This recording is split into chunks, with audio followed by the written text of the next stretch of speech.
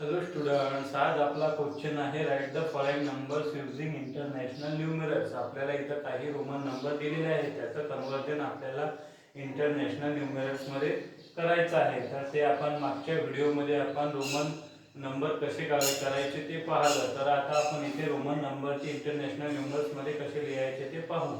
तर त्याकरता आपण इथे काही संख्या घेतलेल्या आहेत। त्याकरता 5, 7, 10, 13, त्यानंतर 14, 16, 18 आणि 9 ह्या संख्या इथे आहेत। तर आता आपल्याला ते काय करायचे आहे, कशा प्रकारे ते आपण इंटरनॅशनल न्यूमरल्स मध्ये लिहू शकतो हे आपण काउंट करून पाहणार आहोत। तर फर्स्ट आपला नंबर आहे व्ही। आता हा व्ही हा सिम्बॉल दिलेला आहे 5 करिता। तर आपलं इंटरनॅशनल न्यूमरल्स इथे येईल 5। तर व्ही हा सिम्बॉल वापरला जातो 5 करिता। त्यानंतर इथे व्ही आणि आपल्याला त्यानंतर दोन आय दिसत आहे किंवा दोन लाईन दिसत आहे। तर त्या व्ही नंतर असल्यामुळे त्यांना त्यामध्ये त्या ऍड होतील, म्हणजे व्ही मध्ये व्ही च्या नंतर असल्यामुळे म्हणजे 5 च्या नंतर असल्यामुळे त्यामध्ये ऍड होतील। तर 5, 6 आणि 7। तर इथे आपला नंबर येईल 5 + 2 7।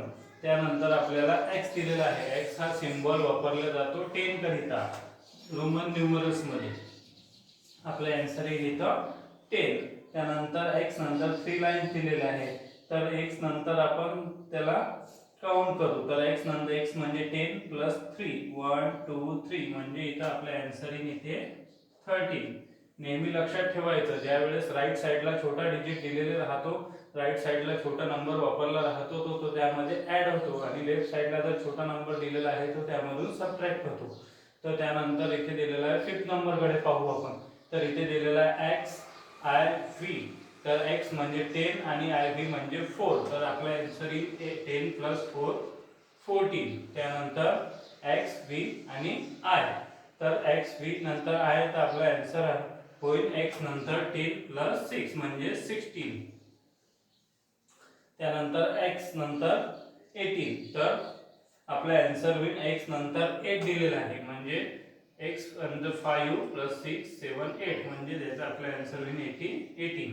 आणि x च्या आधी आपल्याला i दिलेला आहे।